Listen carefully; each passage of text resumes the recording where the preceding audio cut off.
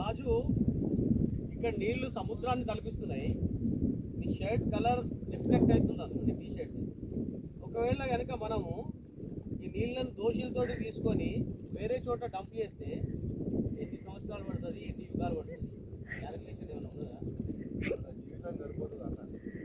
నేను యుగాల విషయం మాట్లాడుతున్నా, మన జీవితం విషయం మాట్లాడుతున్నా. మరి మన భూమి మీద ఉన్న మనుషులందరూ కూడా వచ్చి కలొక్క దోషులు తీసుకుంటే అయిపోతాయి.